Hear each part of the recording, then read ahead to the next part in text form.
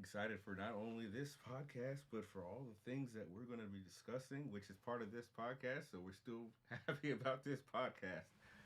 So, without further ado, what is what's happening? What is going on, ladies and gentlemen? Welcome to Nerd Word. I'm Fireball. I'm Jake. I'm Luckett. I thought I'd throw you guys a little curveball. I was like, that's not what we discussed. No, because I said we'll run with it. We'll run with it. I did throw that out there. But anyway, welcome everybody. Glad to have you guys here. How are you guys doing? I'm fantastic. Had a great couple of days, living, loving, enjoying it. Living and loving. Nice. Doing well. Finally got around to watching Book of Boba Fett. Yes, which we will be we're gonna be discussing that later, so we don't have to worry about spoilers right now. Right.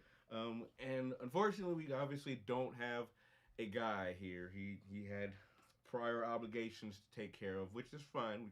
Show must go on. And I hear that you had a nice little toy hunt. Speaking of nerd stuff. Yeah. Went out on a toy hunt today. Spent more than I should have, but I have no regrets. A lot of fun. You want to talk about what you got? I got a few things. Nothing that would hold much interest except for a couple of DC Multiverse figures. I got the Grim Knight. That's pretty cool. Anyone who collects knows that one's about to go up in value. Good. So yeah, good little haul. It was fun. Thank you for asking. Yeah, because it's nerd stuff. Anytime something nerd happens, especially in our lives, it's nice to share it. So that way, always people, what's going on, Gabbo? Gabbo in the house. What's up, dude? So did you do any nerd related stuff other than?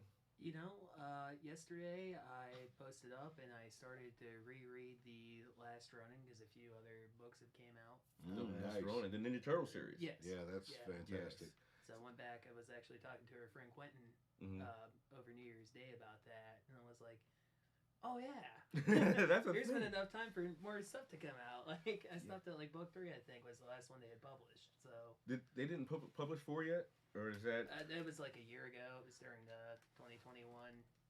Well, because I know the Last Ronin,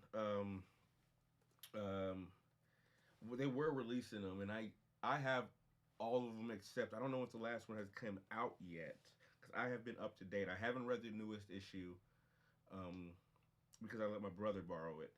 So once he is done with it, I'm gonna go up and read it. But if I only have 4 issues, if there is a number 5, I haven't gotten it yet. Sorry, I had read issue 3. So okay. I realized that issue 4 surely had been released, so I was like, gotcha. I'm gonna go back and revisit.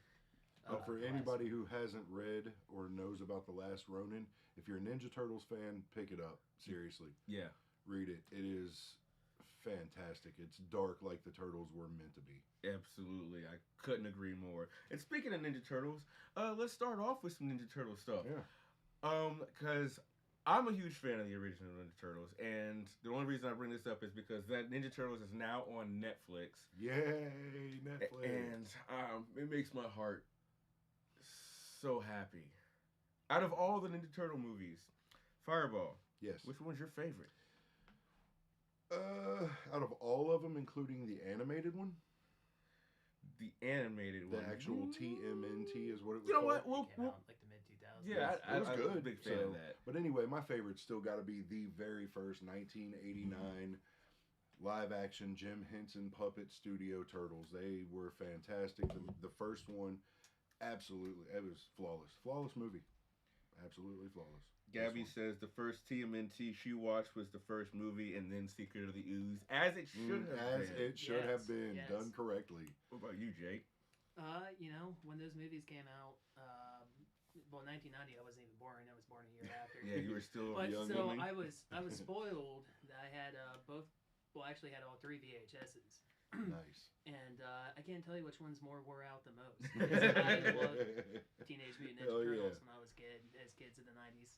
What's up, grew up watching.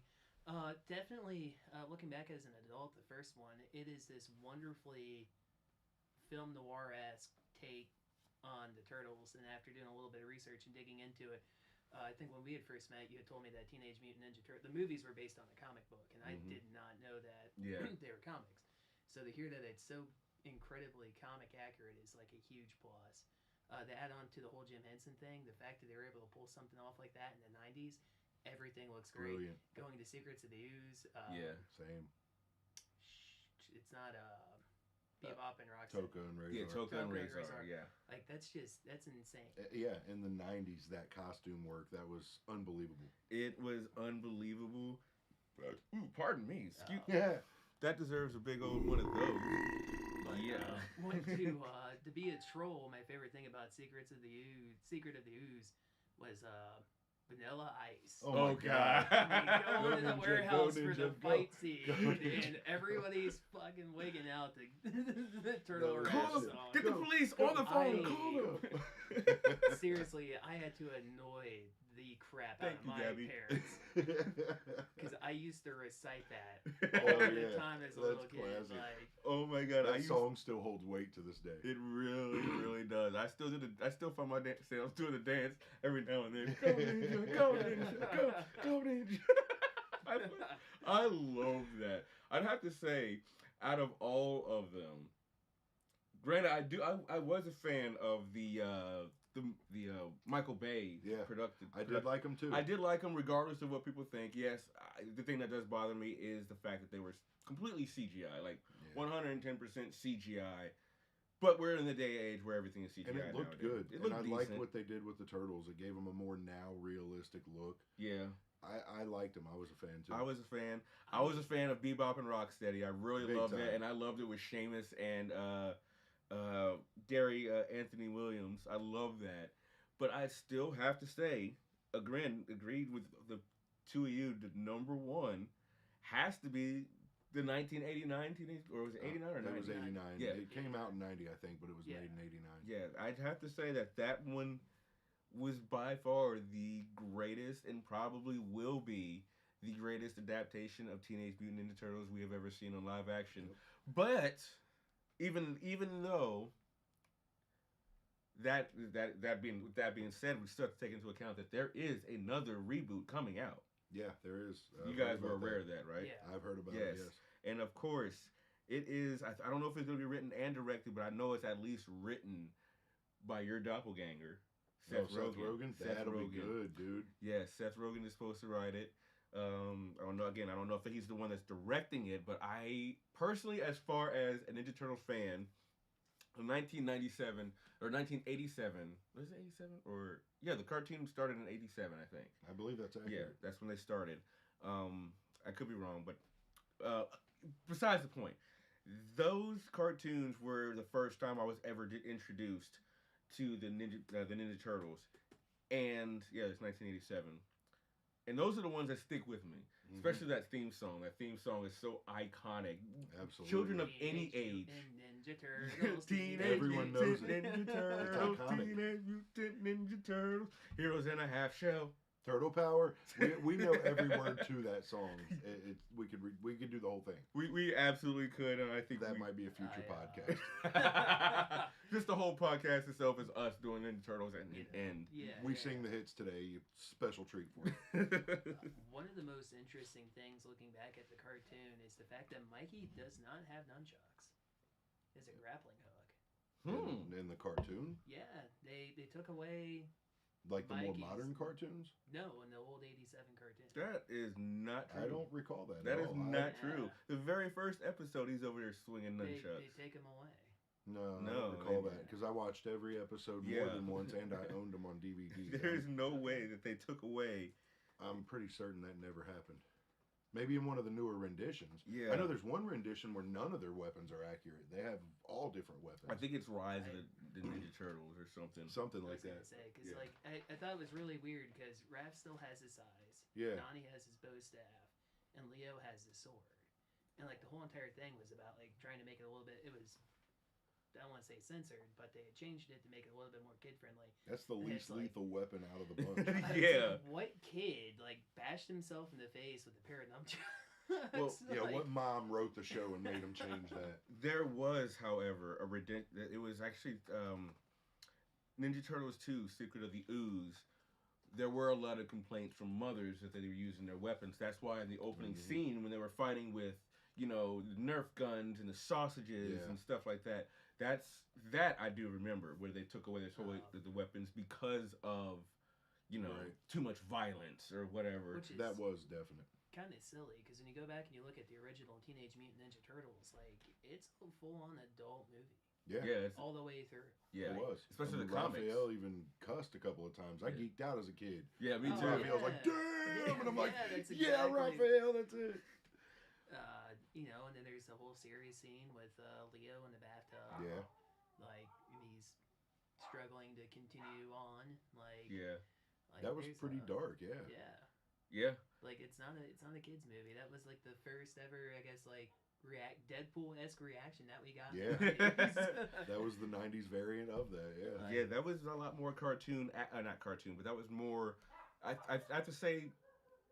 I have to go deal with Riley here in a second. That was definitely more. Comic The accurate. first one was more comic accurate. The sequel was more cartoon Yes. accurate. It was more whimsical. It was more campy. Yeah. It was more goofy. There was a lot more jokes. Mhm. So the sequel was definitely depends on what you're looking at. Yeah. Y'all continue this. I'm gonna hold on to my laptop for me. Please continue. I shall be right back. I found a thing that I was researching before from what I had remembered. It's in season 4 of the old animated Yeah, cartoon. that About they- the grappling hook or yeah, whatever. yeah. So it wasn't a permanent change, it was just a thing? It was in one season 4 they had changed it. I don't know. I never really watched the cartoons when I was growing up. I watched them all, and I honestly don't remember that. My cousin. I was a kid, though, so... Yeah, my cousins. They had him on VHS, but like when I was over, we never really. I think we watched them like once or twice at a sleepover or something like that. Gotcha. I mean, Yeah. they were older and they weren't into that, and I was like the little kid out of the group. I was 7 when the show came out, so I started Yeah. watching it immediately when it began, and watched it all the way through. It was my Saturday morning cartoon. It came on Saturday morning. If I remember correctly, it was like 9 a.m. So I got up Right, early to yeah. watch it, and they did back-to-back episodes, and I watched it every week. And then when they were finally out, I went back and watched them all again, and then bought the DVDs, Gotcha. and I loved them. I absolutely loved them. How do you guys feel about the inclusion of Super Shredder and Super Shredder Yeah, in the sequel. in the sequel. And the Secret of the Ooze. Yeah. Honestly, I have mixed feelings about it. Excuse me. I like it, and I like the fact that they actually like saved it to the end and made them short lived. It's not like Yeah. they made the whole like half the last entire act about it. No, it was just like the last part of the last act, which was fine.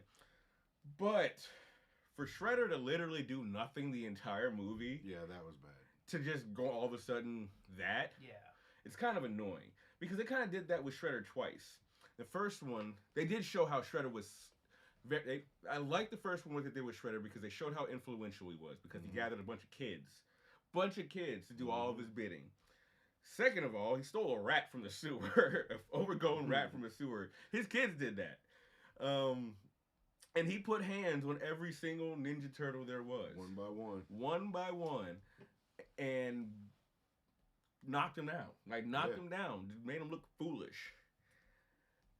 And so they kind of showed, like, they showed a lot about Shredder in the first one. They showed him how badass he was, how influential, and then just how much of a menace Shredder actually is.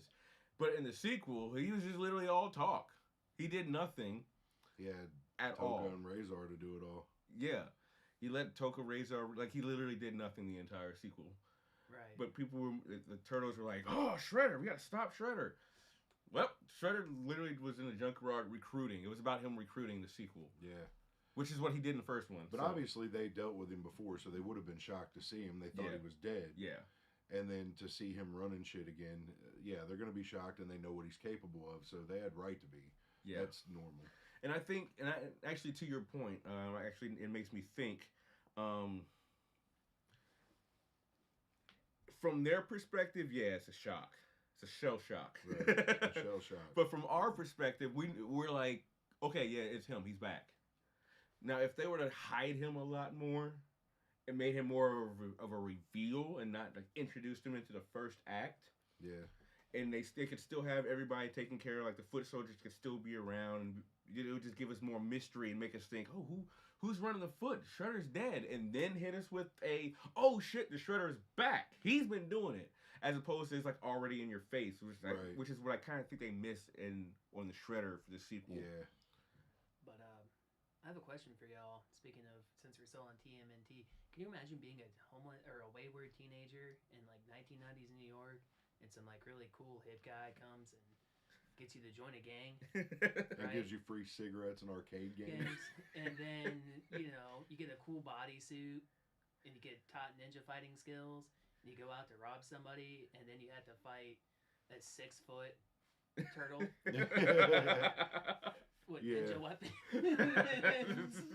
But they don't tell you about the turtle part when you recruit. Yeah. They leave that out and make it sound glorious. Yeah. Yeah, I wouldn't know what to think. First of all, I wouldn't be able to say anything because I feel like I'd be the only one who's seen it. Because I feel like I'd be like on acid or something. Because with the recruitment, there's probably some drugs. Yeah. So They just don't show that. There's a scene in the first movie where it's like one of the first encounters with the Foot Clan. Like there's two of them. Mm-hmm. They're like, the turtles kick the shit out of everybody or whatever, and then it like does like this freeze frame, like kind of like Western standoff, and then they just take off and run. It's like, yeah, that'd be me. Screw this shit, I'm going home. Mom, I'm going back to school. Fuck this shit, I'm out. Hell no. Oh, dude, good. I'm sorry I ran away. I love you both. That would be me. I'd have to agree with you. If I see anything that shouldn't be doing what it is, I'm leaving. Yep. Bye-bye. Turtles are not meant to be 6 foot tall, and they're not meant to talk, and they're not meant to know ninjutsu. They're not meant to do anything that the Ninja Turtles do. Yeah. So, and that I think that's kind of funny in a lot of these movies where there's like an anomaly, like say like the Ninja Turtles, and people like the bad guys encounter them, and they're just like, oh. It's like they've seen it before. It's like they've seen everything. It's like, oh, these freaking turtles. Like, bro, I'd be like, dude, let's just move. Yeah, I don't want to live in a city with those things. Let's go to the west side. That's exactly how I would be. If my boss was a 7-foot ancient Japanese man wearing a samurai helmet, that looks like something like out of Mortal Kombat. And blades all over the place. At that point, I would accept anything. In the second movie, we have a giant. I don't even know what they are. A giant wolf. Okay. Because he was a wolf. And a snapping turtle. And a snapping turtle. Okay. I was combining elements of both of them, and I was like, I am misremembering the shit out of Well, Toko. to be completely honest, you wouldn't be wrong if you just by saying some type of dog and some type of turtle. Like that was wild. Yeah. I was always disappointed that wasn't Bebop and Rocksteady. I'm like, that could have been the same budget, and we could have had Bebop and Rocksteady. There were some kind of licensing agreement problems as to why they couldn't get those two characters. Right. Yeah. Oh, I never knew that. I always wondered why they never had Bebop and Rocksteady. You'd have to look it up a little further. I read it a long time ago. Yeah, of course. No, I think I heard about that earlier when I was doing a little bit of reminiscing and listening to some other people talk about the same subject. Huh. So I'm definitely gonna have to look that up. There is one thing I also need to know. What did you guys? Because there's a lot of mixed feelings about this one. What do you guys feel about the third one? TMNT 3. Let me speak on this one first because my opinion is going to be unique.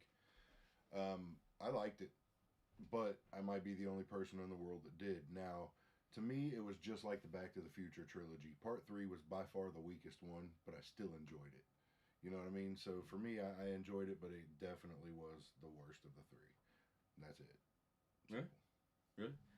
Well, before it goes to Jake, just by looking at his face, he's definitely not going to agree with you. But I am. Because I enjoyed it. You liked it? For whatever reason, maybe because I was, 12, 13, Yeah. 12, 11, something like that. It still meant a lot to me because it was still a Ninja Turtles. Yeah, it was Turtles. It was a lot worse than what we got with the 1990s one. Mm-hmm. But it still felt like the sequel to Turtles and Secret of the Ooze. Yeah, it really as opposed to like the Secret of the Ooze and 3 being direct sequels to the first one, because the first one like felt so dark and so gritty and so, like more like the comic books, while the other two felt more like the cartoon. So I compare those two to the cartoon and have the first one compared to the movies and just leave the other two alone, which is why I did like it because it was campy and it was goofy. And the fight scenes, I'm not gonna lie, like the fight scenes were live. The fight scenes were live. They were live in all of them. Oh yeah, in all of them, they were live. The choreography is amazing. So I don't know. I'd have to agree. The third one, Gabby said the third one sort of confused her. It did a few people. She's not alone on that. Yeah, you're not alone. You're not alone. There was no reason for it to happen. Yeah. It really wasn't. It was just extra story. But it was still cool. Movie. I can't remember. Did that come out before Turtles in Time or after? The game and the movie came out around the same time, which is also why I liked it, because I was a fan of the game and it made sense to me because of the game. Okay. Yeah, Turtles in Time came out in 91. TMNT 3 came out in 98. No, 93. Yeah, so 2 years apart. Yeah, so 2 years apart. Somewhat close to it. So they may have taken some pieces from Turtles in Time and applied it to the movie. Highly possible. And that's why I think I enjoyed it. It made sense to me. What about you, Jake? Yeah, well, just be contrary to what you said. I completely agree with Fireball. Well, looking at it from a cinematic appeal and talking about it being the weakest one, like there's a lot of there's a lot of things that TMNT 3 has wrong with it, and that's okay. It didn't have the budget that the other two movies did. Gave us one of the greatest green key keys that we have ever seen in our life. When Walker gets kicked off that cliff. Yeah, I'll never. He's falling. He's just laying on his back like this. And then he just poofs out of existence. There's no splash in the water. There's no nothing. He just gone. He just dissolves into the ether. It's like that. It's like they literally ran out of the budget to key it, and they didn't have enough to put the splash in. This is where it ended, because that's when the crew clocked out and left the job. They didn't come back. They had to finish it somehow. Oh God! So you didn't like it? No. I mean, it's a hard thing to explain. When I watch TMNT 3, it's to laugh at it. Yeah. Okay. Yeah. So I can see that. In that way, I find it enjoyable. In terms of all the TMNT stuff that's came out, I would say it's probably more towards the bottom of the list. There's a lot of things that just kind of feel off and weird about it. It's cool that they go to feudal Japan, but why did they go to feudal Japan? Yeah, that's what I was saying. Because some executive was like, they're ninjas. They're snorting a line of coke. They're gonna time travel, and they're gonna get back with I think a lantern. There's like a lantern that had something to do with it. We'll come up with it. We'll just do it as we go. I just really want to go to Japan. Start writing. So you put the newest TMNT movies above the third one? So I haven't seen the sequel, Michael Bay's sequel. I did see the original, which the sequel's better. Not a huge fan of Michael Bay. After the first Transformer movie was perfectly fine. Right, I liked it. So the other ones weren't too good.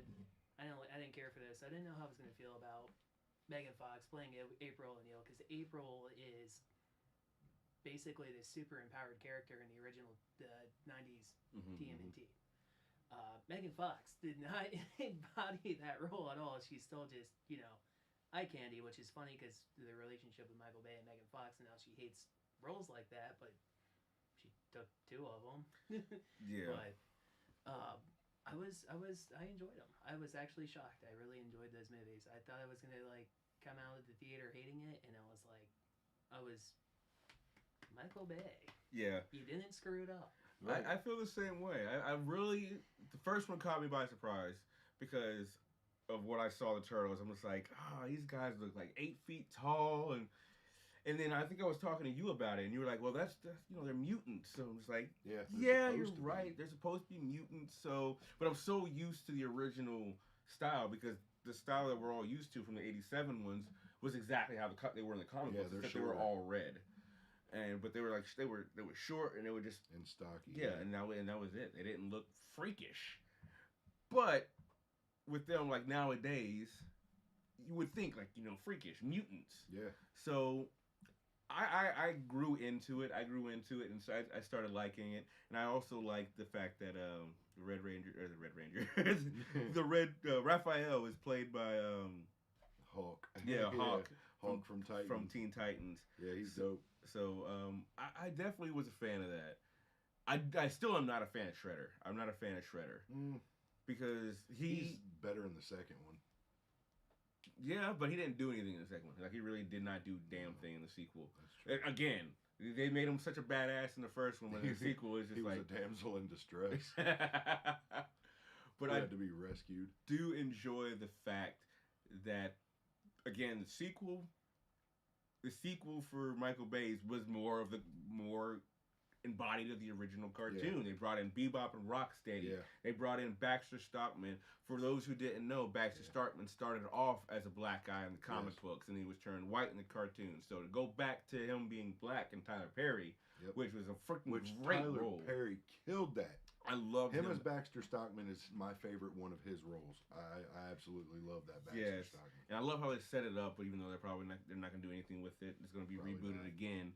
But I love the fact that they brought it like back to the roots, and then brought in Krang and brought in Dimension X and the Technodrome. They brought in so many things that it's just like it was fan service. You look at it and you're just like, oh yes, I remember that from then. Oh, that's from the game. Oh, this is great. And that's how I felt about TMNT 2. Same. And I kind of want to watch it now. Yeah, right? But yeah, and I definitely love how they made the Turtles look at this. Like after watching the first one and then seeing the sequel, I'm just like, I dig it. I dig how the Turtles look. But the one thing that bothers me in the sequel, the one thing besides Megan Fox, Stephen Amell as that was the one gripe I had with it. Yeah, he wasn't the Casey I wanted, and he wasn't rugged. He was a wannabe. He was a cop, and he's too pretty. Yeah, he's a pretty boy. Not to say that what I can't fucking think of the guy's name who played the first one. The original is not like he's not a pretty man. No, but he's still. a good-looking man, but he has a rugged look to his face. Yeah.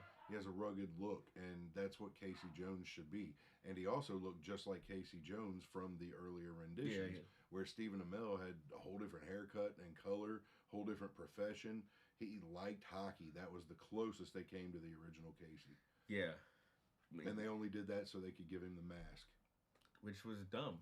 Yeah. Which was dumb. It was a whole different Casey Jones, and I didn't like that one. I really wasn't a fan either. I mean, they tried. I'll give them an A for effort, but they should have just left well enough alone and just been like, leave Casey out of it. Because it was another one of those crowded movies where it was just like, we're going to do nothing but fan service. Yeah, and we got everybody. Krang, Technodrome, Bebop, Rocksteady, Casey Jones. You name it, they gave it. And that was too much.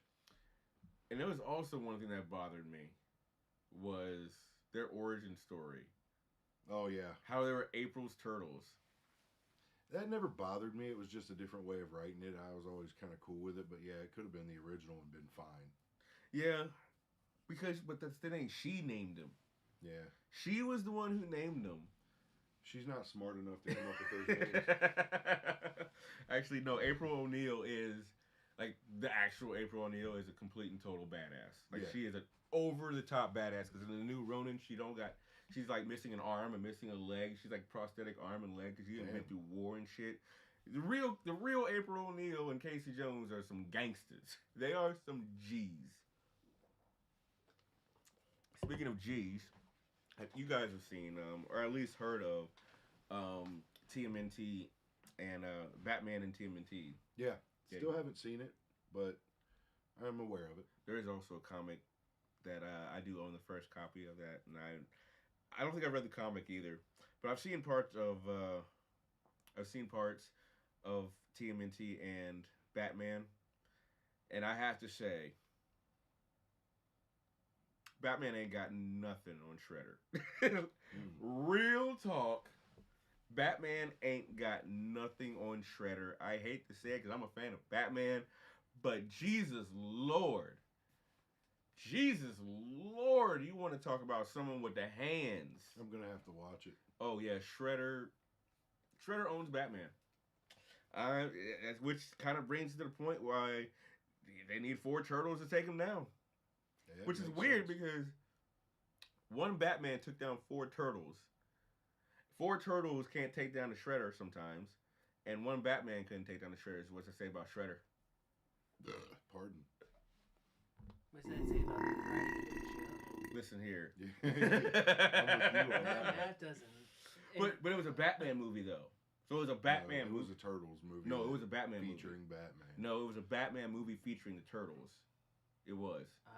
If the enemy is Shredder, it's a Turtles. It's a Turtles movie, and if Yeah. it was a Batman movie, like They would have been the it would've Turtles been- fighting Joker. right, Yeah.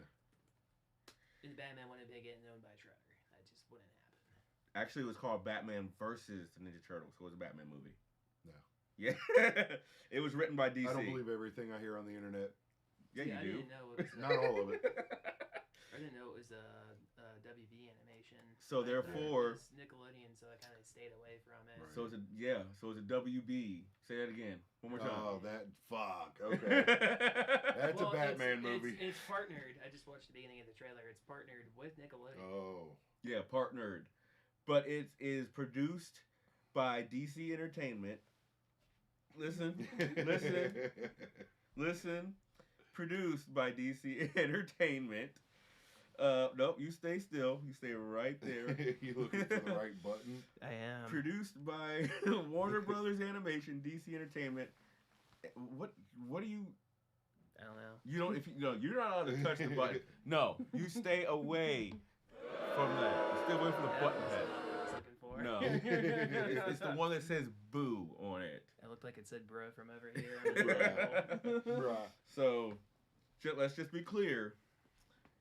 WB wrote it in there for Shredder to be gangsta. It took 4 turtles and a Batman to take down Shredder. So once again, what does that say about Shredder?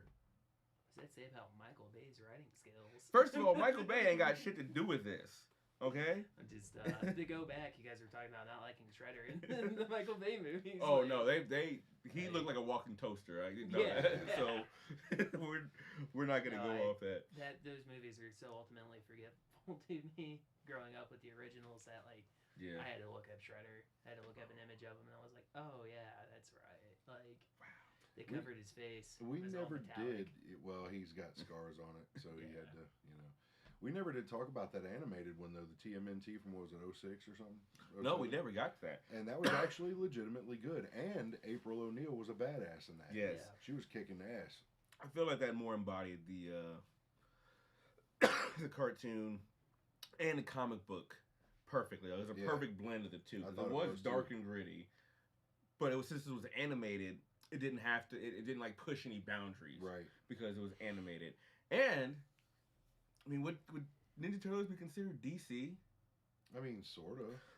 So Chris Evans did the voice for Casey Jones. So does that make him a DC Marvel crossover? It sure does. Stop No, it. I honestly don't think it does, but No. still. I mean, yeah, it was really cool, though. I like the way those turtles look, too. That was a cool look. I do, because it was like taking the original design and just making them 3D. Yeah.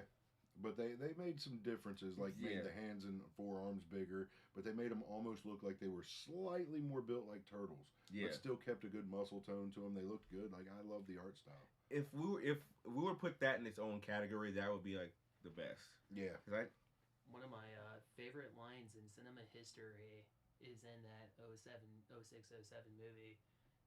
The guy who's like the CEO is in that room by himself, and the doors come open, and he knows that Shredder's daughter walks in.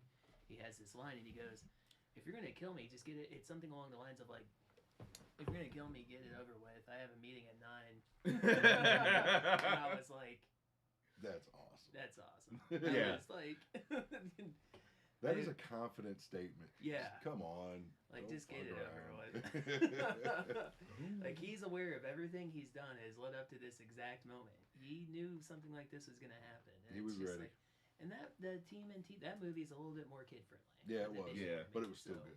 You know, And the fights were great. The Yeah. fight sequences. Yes, they were really good for being animated. Shit, what about the one between Raph and Leo on the roof when Raph was the vigilante? That meant That was so good.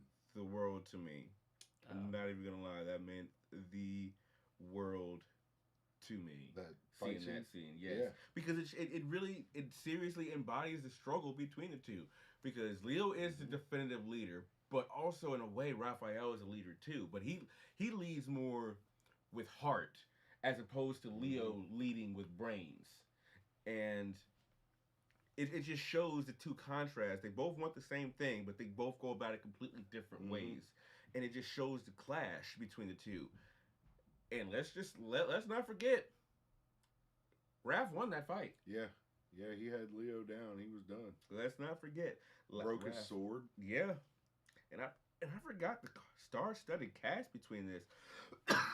We got Chris Evans, James Arnold Taylor, Nolan North as Raphael, North was in it, yeah.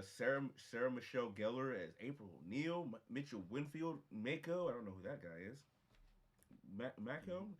I guess he must be big in the Japanese. Kevin Smith was in it. Lawrence Fishburne, Patrick Stewart, Zhang Ji, which from Rush Hour 2, that's what I remember him, and Crouching Tiger. They had some good cast members in this. Yeah. I have to go back and watch this one too. But wow, yeah, the Ninja Turtles were and still are a huge part of popular culture, especially with the rise of the Ninja Turtles, which I don't want to get into because they're, I think personally, complete total disgrace to everything that I grew up watching. So I can't pronounce his name. I'm going to butcher it, so I'm not going to do it. But the voice of Splinter in TMNT is also the voice of Uncle Iroh in Avatar. Really? Oh, him. He okay. is maybe, I don't know if you guys watched it, Samurai Jack. Yeah. The original Samurai Jack, not the reboot. Oh, he was Samurai Jack? He wasn't Samurai Jack. He was Aku. Okay. Oh, okay. Okay. Like the original, like the original, like back in like early 2000s. Yeah, the old younger, which was really good. The new one's good too. I haven't seen any of the newer ones. I'm very familiar with the older ones. But it's very reminiscent of the old ones. It is. It's really good. But, fantastic, talented voice actor, well respected. Like, speaking of respected actors, I do want to move on. Given this guy, because I did the exact same thing with Ben Affleck. And when I heard that Ben Affleck was cast as Batman, I'm like, why would you do that? Why? I can't see it. He's a funny man. What? Yeah, he's a funny man. He can barely act.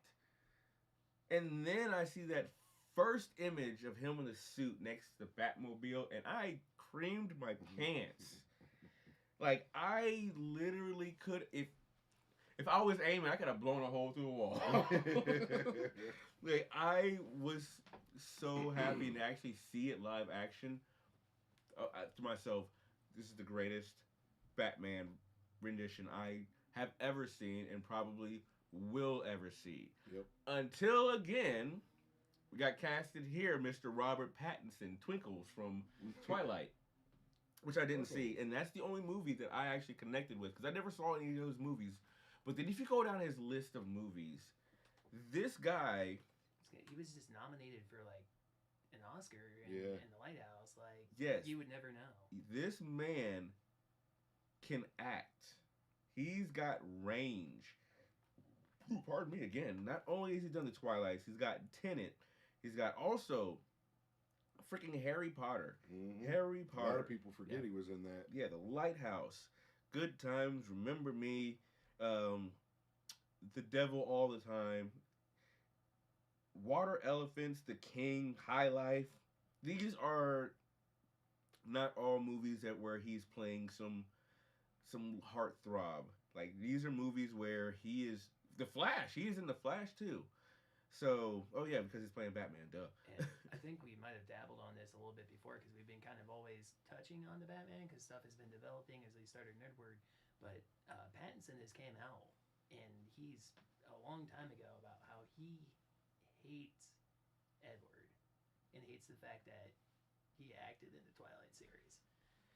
Probably because people keep, for that reason, people keep associating him with that. Right. So if you're on the fence about whether or not Pattinson's going to be a good Batman or not, because he was Edward in Twilight, like just stop. Yeah. Yeah, just stop. Yes. Like, it's not even.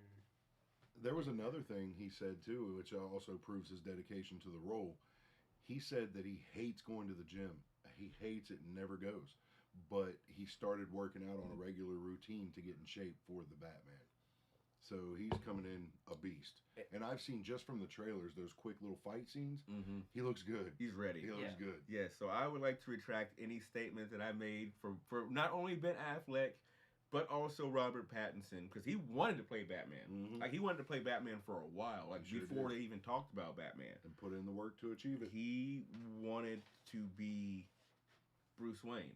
And seeing the trailers, this man looks like a young Bruce Wayne, and not like the comic book style, like the cartoon style. I'm talking about like the sad, almost gothy looking Bruce Wayne. Like, he's like young, been through. You just see by him on the screen, it just looks like he's been through some shit. Not just as Batman, but just as Bruce Wayne. Yep. So what do we think? What do we think? Where do we rank this? Even though we haven't seen it yet, where could we possibly rank Robert Pattinson's Batman amongst the greats? Well, so far from what I've seen, I got to see the movie first to really know. But I feel like if he does what I think he's going to do with this role, he's going to be basically on the same level as Batfleck for me as a favorite, because this would be the younger version of that Batman in my eyes. And I'm with it. I think he's going to do great. I'm excited. Did you think he was going to do great when they first casted him, or were you still on the same fence? After, it only took me a little while in that day that I heard about it, thinking about it, to be like, yeah, I think he can do it. Because, I know what he's been in and what he's been capable of. And like you said he is not just an actor, he's an actor. He does some shit. So, and I'm aware of that. So I was like, yeah, I got faith in him. I'm gonna stand behind him. And then I saw the trailer and I'm like, faith was well placed. As you guys have been talking, I've been thinking about all the Batman actors that have existed. There's been a lot. There's Adam West, which, all respect, rest in peace, good guy. I don't really consider Adam West in terms of the cinematic world of Batman. I do. It was a different type. Well, it's a different type compared to what the movie world has decided where Batman's gone. So you have that. We'll include Adam West in there, and then you have Michael Keaton, and then after Keaton you had Val Kilmer. Yeah, Val Kilmer. Yeah, and then George Clooney. And then Clooney, and then we had Christian Bale. Mm-hmm. Christian Bale. He's not wearing hockey pants. There's an outdated joke from 2007. Little callback. And then we had Batfleck. Batfleck, right? Yes. And then Pattinson. I was thinking of the Suicide Squad. That was still Batfleck. That was still Batfleck when the cutaway scenes. Okay, cool. I didn't know if they had some random person, because they don't really show him. I didn't brief, know if that counted. but it is him. Yeah, okay. And then we also had the Batman and the Titans, but that was glimpses. So I don't. That really was more Bruce Wayne than Batman. No, I think in the end of the first season, we had some Batman, but it was like short lived. One of those things where all the worlds are very different, and the tones are different, and every Batman is different and unique in its own way. So I hate comparing different things like that. It's like people talking about LeBron and Jordan, and it's like Jordan played basketball in the 90s. 90s NBA is completely different than modern NBA. If you look at sheer stats, sure, if you want to play that game, but I'm excited about it. Even when it was first announced, I was all about it. So hell yeah. I was definitely on the fence. Until people started saying he's not just that. I think it was even Q. It was of course it would be Q to mention saying he's not just that. He's been in other movies. So that's just when I started looking. It was like, yeah, okay, I could potentially see it. Even just looking at his IMDb picture, he, even though he doesn't have that look like he does in the movies, he still looks like he can play a variation of Bruce Wayne. Yeah, absolutely. Because he's got that handsome look, but he also looks like he's been through some shit, like the Casey Jones scene. Yeah. So he has that look. Now, the villains that are in this movie. Yeah, let's get into that. Everybody loves villains. I'm super excited. We got the boy from Titans is also in this Batman movie. But hold on, wait a second. Does this say Matthew McConaughey? It sure as hell does. Matthew McConaughey? Oh my lord! Oh my glip glop glorping north! If Matthew McConaughey is going to be in the Batman, you have definitely already. I was already. We also got J.K. Simmons. Wow. Well, I knew that. I knew he was going to be. I already knew that because There's he's your crossover for Marvel Yeah. and DC. There's gonna be a cutaway, and he's gonna be, "Give me photos of Spider-Man." well, he was already Wrong movie. Give was me a- photos of Batman. he was already in the DC movie as Yeah. Oh, J.K. Simmons has been in everything. actually no, that actually I don't think he would be in it because if he's unless they do some type of like flash post credit scene, J.K. Simmons plays Commissioner Gordon. Jeffrey Wright plays Commissioner Gordon. Yeah, that's right. So this may be because you know how sometimes Google likes to put all the cast just because it says Batman. So that may be one of those things where it's just like he's not actually in it, but you know he's associated with Batman. So I'm gonna hold off on that. But if they Yeah, we'll wait. do some type of Flashpoint Paradox tease, I could see him showing up. And of course they'd be riding Marvel's coattail. Yeah, of course. But the ones But that if it sells, if it sells, it sells. But the ones that I really wanted to talk about was Paul Dano as the Riddler. I've seen him in a bunch of other things. It's just not clicking in my head what I've seen him in. And once I see at least one movie, it's going to be like, okay, I don't know. So he was in There Will Be Blood, Little Miss Sunshine, The Prisoners with Jake Gyllenhaal, Miss Swiss. Oh, the one that I know him from, not the Looper, but the one I know him from is The Girl Next Door. who did he play? He was one of the friends with the glasses. Okay. It's been a lot of supporting roles. Yeah. Um, He was also in Cowboys and Aliens. I don't remember him in that. Yep, he was the son. So he's done a lot of smaller Yeah, roles. he's So got a this will list. be he's got a list. It's like this is a long list of movies. I don't know how many of these he was like the main character. But even so, he has the role as basically one of the movie's main villains, the Riddler. Yeah, I'm not familiar with the dude at all. So to be able to see him as the Riddler, I think they've given the Riddler a different look. Yeah, they have. They have, and I'm wondering if there's some type of story tie-in as to why he looks like that. I'm sure there will be.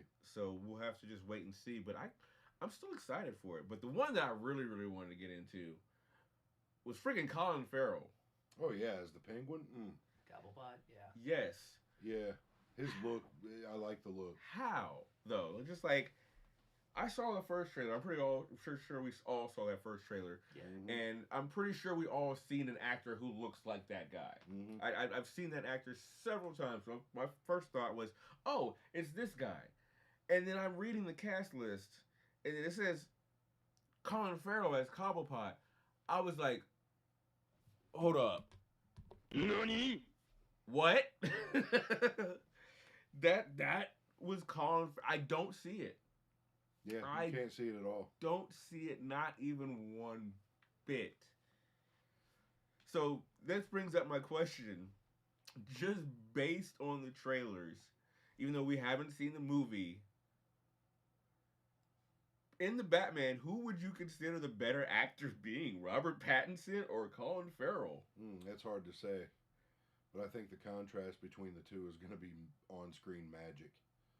I'm ready for it. I think it's going to be beautiful. I think it will be too.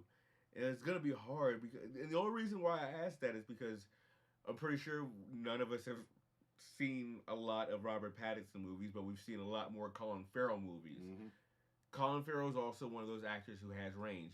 There's a lot of actors in today's Hollywood where if you cast them, let's just say Ryan Reynolds, off the top of my head. I'm not to discredit Ryan Reynolds. I love Ryan Reynolds. He's my genius. man crush. But when a lot of times, whenever you see Ryan Reynolds in a movie or even in a trailer, you picture him Deadpool-esque. Mm-hmm. The Like wisecrack. Monty from Waiting. Yes. That's him. Wisecrack, making jokes. Van Wilder. And Van Wilder, even in some of his better movies, like what was the one that was on Netflix recently?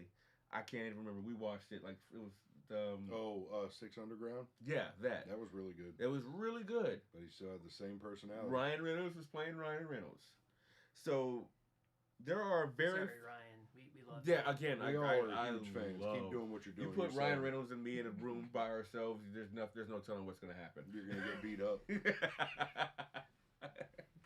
Probably. But that nice guy persona, the door's gonna click and his like exuberant smile is gonna go. But besides the point, there's a lot of actors that you just like, yeah, he could play that role. But Colin Farrell is one of those. It's just like, all right, I need him to play this, and it's completely opposite of his last movie. It's like, yeah, he can do that. You need him to play Willy Wonka. Yeah, he can do that. You need him to play a CIA agent who's absolutely 100% serious. Yeah, he did that. He definitely did that. And Recruit. Was that CIA? Yeah, it was CIA. So, they have a lot of actors in this movie. And again, a lot of actors, people who don't play the same character. Again, Robert Pattinson, Paul Dono, Colin Farrell, Jeffrey Wright, Andy Serkis. I'm still not sold on Andy Serkis's Alfred, only because we have had this depiction of Alfred all the way up until the Joker. Mm-hmm. And even in the Joker, he still no, he didn't. He looked nothing like the original. No, ones. he didn't. There's only like talking about all the villains and all the talent that's in it. That's the only thing that's really got me concerned about this movie. A lot of the stuff I've been listening to recently has been, another dark DC movie. Well, it's Batman. Like the last time the Batman got like close to Marvelized was the Schumacher movies, with the humor and kind of the lighthearted affair and approach to it. Yeah. And it didn't go over well. So I mean, Batman from the source material is a dark story. Yeah, like, we don't have to go through and rehash why that's the case. It's a fact. I'm with that.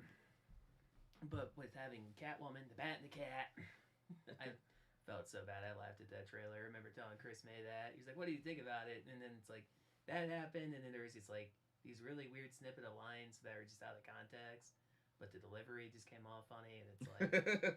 So the first time I watched the trailer, I laughed at it. The second time, I appreciated it. But you have Catwoman, we have Two-Face with Mcconaughey, we have Farrell as Cobblepot. Oh, is that who Mcconaughey's playing? Two-Face? Yeah. Ooh, that's perfect. Have, the Riddler. Dono. Your boy right there, yep. Yeah. That is a lot of villains in one movie, and this is probably going to be like a 2 hour and 2.5 hour affair. Probably. Yes. So there's potentially going to be a lot going on, and that could be a thing that sometimes it could be too much. Yeah. That's true. So apparently, I think this is kind of loosely based off the Long Halloween storyline, where he goes after all the villains. And we've seen movies where a lot of villains or a lot of characters are introduced absolutely flop.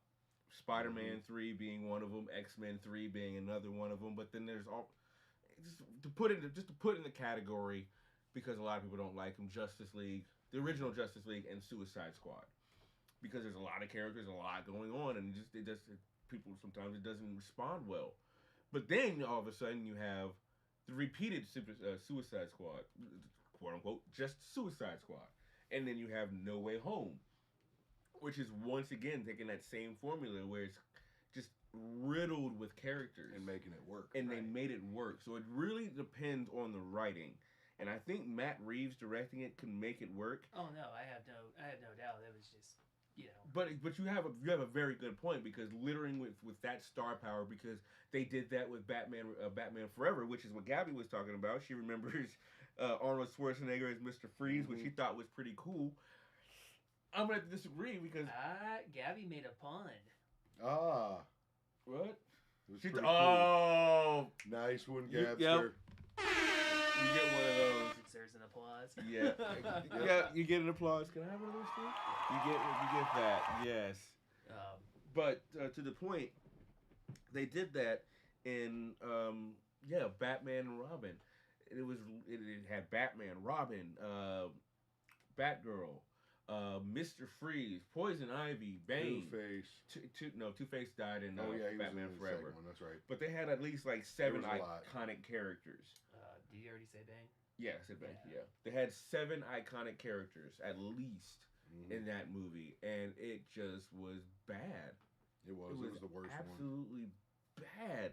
Bat nipples. I am going to cool you off. Yes. Bat credit card. I think that was. Oh my God. Batman and Robin, right? The Bat credit card. Never leave home without it. That was, if that wasn't a motherfucking plug if I'd ever seen one. Right. Poison Ivy's whole entire involvement with the movie was horrible. I thought the VFX, what they did with Bane was cool, but I mean that's probably the only good takeaway I can take. Yeah, from it, same. Is when Bane gets bulked up. Well, Yeah. Bane and Bat Nipples. That was the only two good things. that ever came from it. Well, yeah. Bat Nipple started in the previous But movie. it had him in that one. Yeah, they did. They absolutely had him in that one. And again, that was riddled with star power. Like Yeah. star power. Arnold was huge in the 90s. Yep. Everybody George in that Clooney was. was huge. Uma Thurman was huge. Still, Chris O'Donnell was a big thing. Yeah. Alicia Silverstone. Yeah. And whoever Bane was, probably a sure. wrestler. But she said silly Josh. But yeah, that had star power from top to bottom. And it was just a big old fat. It was. Again, being a child of the 90s and growing up and that stuff coming out, like I had the animated movies. I didn't really read the comics. Parents weren't really big on me reading comics as a kid for whatever reason. I had to go back and ask them and find out why. Call them and bring them on the air. Why wouldn't you let me read comic books?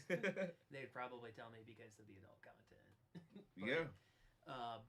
I during the pandemic, just to be trite, I guess. I don't know. I was talking to Chris one day while I was out, like walking during lunch, and I was pitching an idea of like a YouTube series instead of like going on the negatives of it, finding the positives. So instead of cinema positives. It's like, and I was arguing with him for like 2 hours as to why the Schumacher movie wasn't as bad as how he was remembering. And I went back and watched it, and I have no idea what 7-year-old Jacob thought. Hey, those movies are atrocious abomination. They're terrible. It's like, They are. Now, did he do both of them? Yeah, he did Batman Forever and Batman and Robin. Yeah. Oh my. Okay, now I will say about Batman and Robin. I had Batman, the original Batman, but me being a kid, it was really dark. I liked it, but Yeah. being a Michael kid, Keaton. yeah, Michael Keaton. Yeah. I had Batman Returns. We lived in the days of VHS. You lived in those days. I had it recorded on a VHS, so I didn't actually have the VHS of Batman Returns. But I had Batman and I had Batman Forever, and I like you did with the Ninja Turtles. I wore Batman Forever out. Like I love Batman Forever because that was more. I felt more of the show. Like that reminded me a lot more of the show. But it was bad because you had again Batman and then Batman Returns. Mhm. Those two were both the 1990s Ninja Iconic. Turtles. Those were Yep. both dark, gritty, exactly how Batman should They be. were good. And then Tim they Burton. switched. Yes, Tim Yeah. Burton. And then they switched it up. So I can definitely see why it's just like, wow, these two are great, and this one is just atrocious. And then we're not even going to talk about Batman and Robin. Right. I tolerate Batman Forever because I put that in its own category. I don't put that in the same because it's a different actor. I can do that. Mm-hmm. So I enjoy. Not to say it's a good movie, but I enjoy Batman Forever. But I still think personally, Batman Returns is by far the greatest Batman movie has ever It was made. good. It was good. It was up there with the regular Batman. The two Michael Keatons, they're side by side for me. They Yeah, it's were Batman great. Returns. Yeah. Yeah, that's what Yeah, I'm talking about. yes. They were both side by side for me as Which one was out of all the movies, solo movies, not like the team ups, Justice League, Suicide Squad, Batman, and Superman. Solo movies. Which one was your favorite? honestly. It is nice to go back to the classics. She goes back to the 60s shows every Yeah, now and then. because I did absolutely love the Batman, the movie from the 60s. When the Joker turned everybody into dust. He had the dehydrator. Batman had the giant bomb and the shark repellent. It's iconic in many, many ways. That may be my favorite, but if it's not, then the original Michael Keaton, Part 1. Really? Yes. You would make that number one, the Batman. Yeah. I mean, I absolutely love Ben Affleck, but he hasn't had a solo movie. Not your favorite Batman character, but as far as your favorite Batman movie, you Right. going with? I'm going to go with the original Keaton, and Forever original was Keaton? right there, or not Forever, but Batman Returns is right there with it. Okay, so those are your favorite. Mm-hmm. Same. Yep. Nope. Tim Burton's. I mean, like, looking at what I had growing up, Mhm. I had the Tim Burton movies, and then there was the Schumacher movies. So Yeah. like, there's not really anything. The Nolan movies, they're okay. You know, I wasn't like super big on it. I could go on an entire nerd word rant about Heath Ledger's Joker performance and how people need to take their rose-colored glasses off, and how incredibly cringy the Joker is in The Dark Knight. Like, it is. Going back at it, it has not aged well. I'm gonna agree with the both of you. The the original Batman movies. Tim Burton's. Yeah, I definitely still put the sequel over the original one because the first Batman movie obviously is the first. They're taking a risk because it's a superhero movie, and it's like, okay, we don't know if this is gonna be successful, so you're kind of walking on eggshells. And then after obviously it's a hit, you get a little bit more freedom to explore in the sequel. So they kind of did that. I think they did that perfectly, especially bringing in Danny DeVito as the Penguin and bringing in Michelle Pfeiffer. Thank you. I don't know. I cannot believe I did that. Forgot her name. Michelle Pfeiffer as Catwoman, and then that was it. It's not like they overpowered it. They had star power. They had Christopher Walken, obviously Michael Keaton, and the other two. Who was the one that played Harvey Dent? Billy D. Williams. Yeah, in the first one. Yeah. It wasn't a sequel, was it? You didn't appear in the sequel? He wasn't in the second one. Oh, okay. I don't think so. Okay. So I think that was cool that they had some star power and they used it very sporadically, and they didn't use it for like big roles. Like they didn't make Christopher Walken Harvey Dent and then try to throw in a storyline. They just left him as it was. And can we just say too that the Alfred from the Tim Burton movies is the best Alfred that we've by gotten far out of all of them? By far, he's Alfred. Hands down, by far. I don't know the Alfred that they casted for Batman 22 or it might make you 22. Yeah, Andy Serkis. Yeah. Ulysses Claw. Yeah, again, not to take away any acting chops for Andy Serkis because he's an amazing actor. He literally plays real characters and not real characters, like Snoke and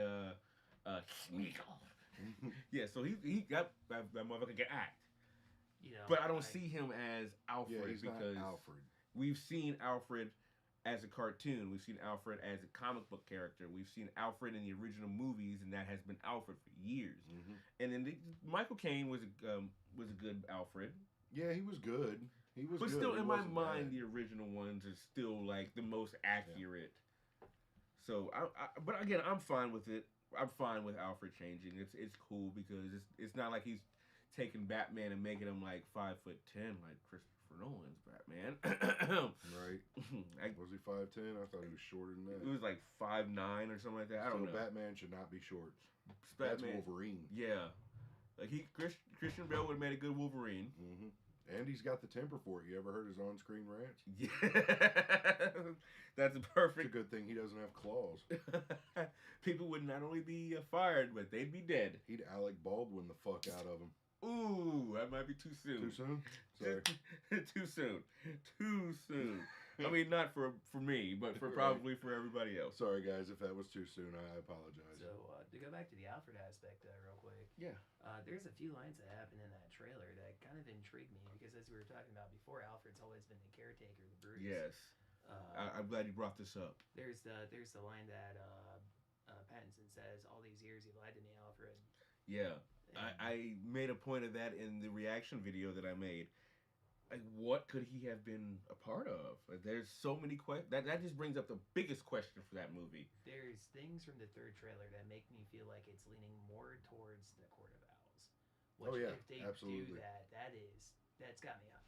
I'm excited about that. I hope that's what happens. That we've never gotten them before. We haven't, except for animated. They haven't because they even did the Black Order with Ra's al Ghul. What are they called? I'm having a brain fart. I'm having a brain fart now too. What are they called? Black Love. No, not the Black Love. It's not the Black Hand. I can't. Maybe it is Black Love. It might. Jesus, I'm right here. Let's see. The demons. Gee, I cannot believe that this has skipped my mind. Yeah. Who does he run? What does he run? What? The New World Order. The Illuminati. That's it. Nope, that wrong movie. That's wrong series. That's League of Shadows. Yeah, That's there it. we Jesus. go. God, Jesus. God damn. That really went over my head. It was there on the tip of my tongue, but I could not bring it out. Wow. Um, so basically in conclusion, we are all excited for this Yep. Batman movie. Especially me. If you know me, I'm the biggest Batman fan in the universe, in the multiverse. Been fatigued on superheroes movies and superhero stuff since like 2000 and when did Age of Ultron come out? 2014? Yeah, I would say around since like 2014, 2015. Like I was still watching and enjoying them, but I wasn't excited about it. Mhm. The the teaser that they released for Fandom, like I think I had called and texted people about it before they had even seen it.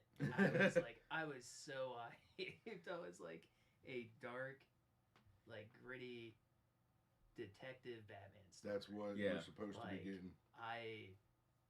That's awesome. That makes me excited. About time. That makes me most excited because that's one thing that they really haven't touched on. They've touched on a lot of his crime fighting abilities and the fact that he was with the League of Shadows and this that. They did not touch much of his detective skills. They usually don't. They skip out on that because that, I guess, on as far as like cinematically that can be boring. But people watch detective crime shows all the time, so I don't. Detective movies are a hit. No, that you can do that and not make it boring. Yeah, so I don't see True why. Detective and Batman and mash them together. Yep. And that's what I'm hoping that we're getting. I'm pretty sure from the trailers that's what we're getting. Yes. I'm hoping to. So I feel like that's going to be good because that's going to be a different take of Batman than we're used to because it's going to be it's going to be more of a crime mystery with punches. So anyone who doesn't like crime mysteries, sorry to disappoint, but that's what the root of Batman is. That's what Batman's supposed to be. He's the world's best detective. Yes. So we're finally getting what we're supposed to get. So anyone who doesn't like it for that aspect doesn't like Batman. And I'd have to agree. No, it's true. Yeah, no, It's just very true. It's just so absolute. Like, There's no You gray think you area. like It's black and white Batman. only. Like there is no gray area to this. Yep, there is no gray area with Batman or DC. But speaking of DC, next week we have a brand new show coming out. It's based on the character from Suicide Squad, starring John Cena. So I don't know how people are going to see this movie because he's not going to be on screen. Yeah, it's just going to be like watching The Invisible Man. Which was decent. It was all right. But yes, Peacemaker, based on Suicide Squad. If they take that same, this is like more like a after, because it seems like some of the episodes take place after what happened in Suicide Squad. That they pick up after that, and they pick up and take that exact same character. I think it's gonna be a pretty decent show. I'm excited to see it because it's going to be bloody and gory at least, if nothing else. And I love that. I'm not gonna lie, I love that too. Makes for a good movie. But my biggest thing is, as much as I love John Cena, and as much as I love seeing him in comical roles, John Cena has about the acting ability of a blind dog. I like his acting style. I like him. Funny. I like him when he's being funny. Like if you give him comical roles, I'll love it. Like when he was in Blockers, absolutely Blockers was great. hysterical. I love John Cena in that. And Suicide Squad, fantastic because he was hilarious. Now James Gunn is writing it or has written it. Someone I'm guessing words. Nerd words. James Gunn wrote it, so I'm going to guess that they took the same character, taking the same aspects from the movie, absolutely, and didn't try to add something new and try to give him, like, make him act, right? Because I think if you try to make him act, it's not going to be as good. But that's just my take. I agree. Had some conversations with some buddies about John Cena and his acting ability, and it's like John Cena wants to act, and I feel like the potential exists for John Cena. And I was like, Suicide Squad, James Gunn, humor, he just came off so stiff and wooden and just genuinely unlikable throughout the entire thing, which is kind of the appeal of the Peacemaker. He's a douchebag, like right. You know, but I wasn't blown away by it, and I wasn't too hyped about the TV show, but after sitting down and looking at the trailer and going through the featurettes, I'm intrigued. by Yeah. what it's going to bring to it. Yeah. So Only time will tell. And once we watch that, we'll be on here talking about it. So if you don't feel like watching it and just want to hear about it from us, here we are. Yeah, but I'm kind of excited for it. Like I really, and I agree, he is kind of stiff. But the same, there's another actor who came from WWE or WWF or whatever it was, The Rock. The Rock. Mm-hmm. When he first came out, his first movies where he was actually just like acting, Yeah. because I still say this, John Cena is still new-ish. He's had a lot of movies like The Marines, but they were done by WWF, WWE, so they weren't like real movie blockbusters directed by like veteran directors. Right. So The Rock came out very stiff with the Scorpion King movies and the Mummy, and then he started and Doom. He was absolute trash in Doom. But then he started getting roles under his belt. He started doing more comedy because doing comedy, I feel like lightens you up a little bit, gets you loose.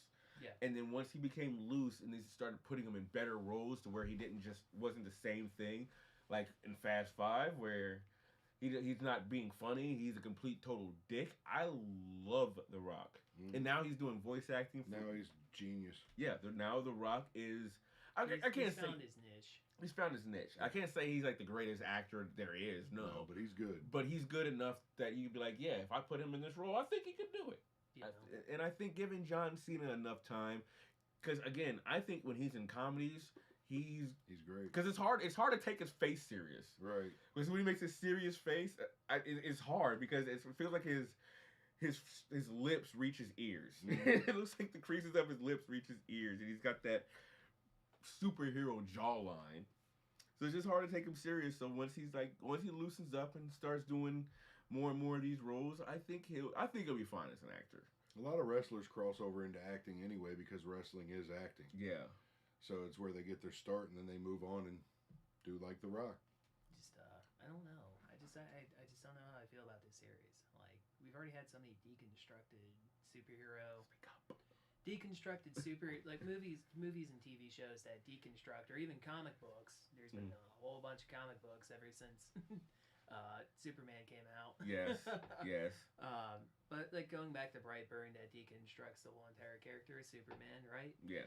And then we have The Boys, Invincible. Mm-hmm. Yes, Invincible does deconstruction of the superhero genre. And then we had Suicide Squad on the air cut, and now we have the Gun Suicide Squad, and now we have this. So, I mean, I don't know. I don't like John Cena. Sorry, John. Like, we ever work on set, like, don't punch me. That would hurt. If you first of all, you wouldn't see him on set. That's He'd true. see you. And if he went to punch you, you wouldn't see it coming. Well, I'm gonna be up in the lift like 150 feet up in the air. Yeah, but you gotta use the bathroom sometimes, and the next thing you know, you'll be waking up in a hospital, just like you blinked, and the next thing you know, where am I? John Cena punched you. He heard you said. Just black out up in the condor. Just for nothing.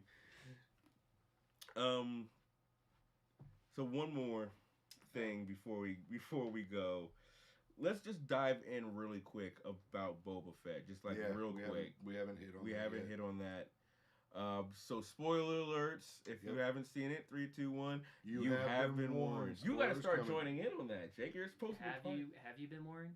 You have been warned. I guess you've been warned. Sorry. So, I know me and Fireball have talked about it, and we have the same general idea and basis about what we feel about that.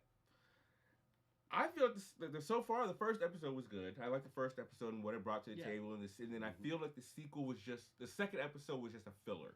I feel like it was just there to set up. It was literally nothing but set up. They had some cool action scenes, but I feel as far as story, I felt like it bounced all over the place. It started from the beginning, went to the middle, and then went to the end. It's like, where is this going? Yeah, it went from the beginning to the middle to the end, so it's story. You know what? Take that and flip it around, okay? I meant to be dyslexic, but my dyslexic made it straight. I do agree. If there's one thing that I hope doesn't continue to be a trend with the book of Boba Fett is this non-linear storytelling. Yes. Like, it worked for the first episode, but in the second one, it was like, they It was start hard in to follow. town, and then he's back in the desert with the Tusken Raiders, and it's like, now hold on a second, like, Yeah. what's the past and what's well, that has to be the past because he escapes Yes. the Sarlacc pit. But the fact that I had to think about it, I was like, And the fact that they brought it back up again at the end of that episode kind of made me like, where are you going with this? there was a bad transition with it. But you're absolutely right. I want to call it a filler. There's definitely enough action that exists in this episode. But there's a lot of fan service to like Star Wars, super heavy Star Wars fans. You have the Black Wookiee, who apparently is in the novelization while the new trilogy was being made. The Jabba's His cousins. cousins, yeah. Those are all part deep into the Star Wars lore. Even the assassin at the beginning of the episode's deep into Star Wars lore. Like, so a lot of it's based off like the novels and stuff that were not canon. Like the and now Wookiee canon. actually comes from the comic book. Okay. Yeah. So I mean, like, this episode has a lot of fan service to it. One of the best action scenes I've ever seen, I think, in a Star Wars movie was that train scene.